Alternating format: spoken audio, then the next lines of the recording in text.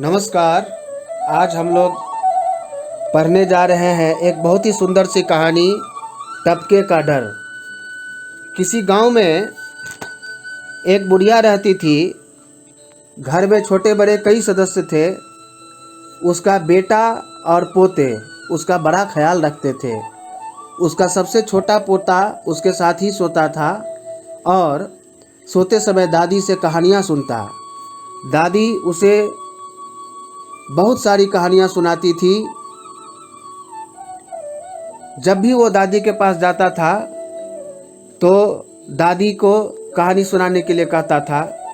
वो कहता था, दादी दादी मुझे ना नींद नहीं आ रही है, एक कहानी सुनाओ ना। और दादी खुश हो जाती और उसे बहुत सारी कहानियाँ सुनाती थी। एक था राजा और एक थी रानी। उसकी एक छोटी सी राजकुमारी भी थी, परी जैसी प्यारी। कहानी आगे बढ़ती, इससे पहले ही वह सो जाता।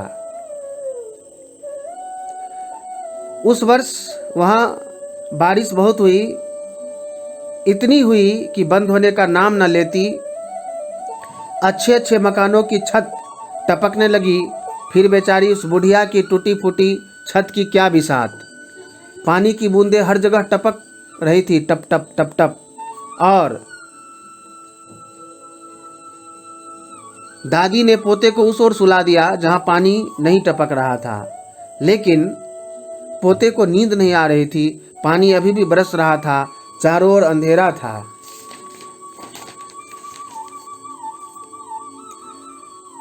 घोर अंधकार छाया हुआ था।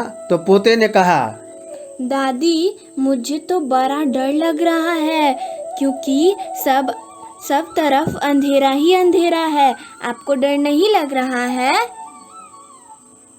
तो पोते ने जब पूछा तो दादी ने कहा, अरे डर काहे का रे, मुझे किसी से डर नहीं लगता। अगर लगता है तो सबसे बड़ा डर है टपके का डर।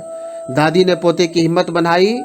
अब संजोग की बात है कि उस दिन एक शेर उस आंधी पानी से घबरा करके बुढ़िया के उस अंधेरे घर में आकर के छिप गया था। बुढ़िया की बात शेर ने सुनी तो वह एक बार सोचने लगा कि यह टपका कौन है। क्या यह मुझसे भी ज़्यादा बलवान है? जो बुढ़िया मुझसे नहीं डरती, टपके से डरती है। शेर सोचते सोचते घबरा गया और जंगल की ओर भाग गया।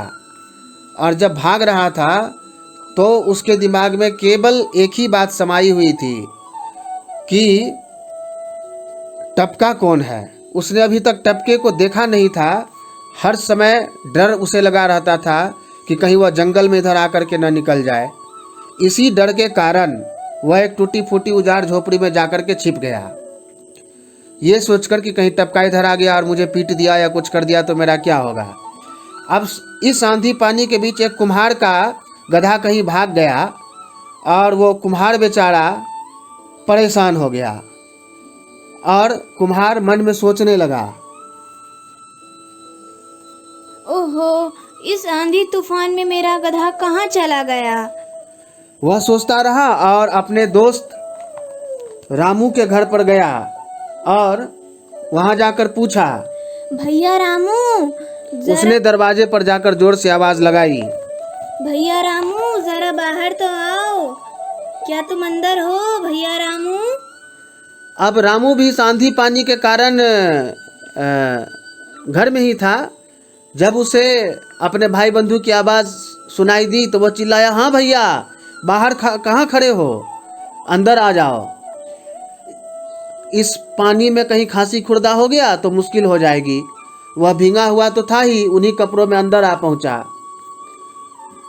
और बोला, भैया मेरा प्यारा गधा इस आंधी तूफान में कहीं खो गया है। उसे ही ढूंढने निकला हूँ। तुम्हारे गधों के साथ तो नहीं चला आया? नहीं भैया, मेरे यहाँ नहीं है, तुम मेरे घर में घुस कर देख लो, रामू ने कहा। तो उसने कहा, मुझे तुम पर पूरा विश्वास है भैया रामू, मैं उसे खोज कर ही अब घर जाऊंगा। कुम्हार यह कहता हुआ अंधेरे में गायब हो गया। इसी तरह वह कई लोगों के यहाँ गया पूछा और आगे बढ़ गया, लेकिन सब उसे वही कहते थे कि नहीं मुझे नहीं मालूम, नहीं मुझे नहीं मालूम। जिसके यहाँ भी जाता था सबके एक ही जवाब उसे मिल रहा था कि आगे जाओ, मुझे मेरे पास नहीं है। इस तरह से वह हैरान हो गया, परेशान हो गया, इधर से उधर मारा मारा फिर रहा था, इधर पानी उधर अंधेरा, उसे कुछ दिखाई भी नहीं पड़ रहा था। वह एक पंडित जी के घर गया। वह पंडित जी बड़े कमाल के थे। वह जानवर के खो जाने पर लोगों को दिशा और स्थान तक बता देते थे। लोग अपने जानवर को ऐसे पकड़ लाते जैसे अपने खूंटे पर से खोल कर ला रहे हों। कुम्हार ने आओ देखा न ताओ, वह धड़धड़ाता हुआ घर में घुस गया।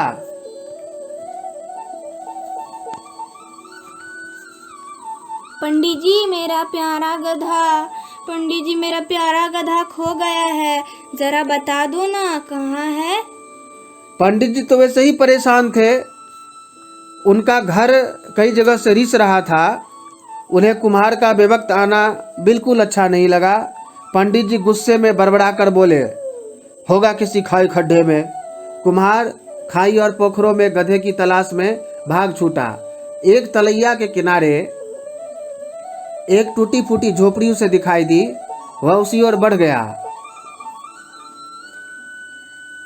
हो ना हो मेरा गधा इसी तलैया में के आसपास हो या इसी में हो, चलो चलकर देखा जाए। पंडित जी ने तो ऐसा ही कुछ इशारा किया था। बेचारा शेर टपके के डर के मारे, संजोग की बात है कि इसी झोपड़ी में छिपा हुआ था और वो कुम्हार जो है वहाँ पहुँच गया।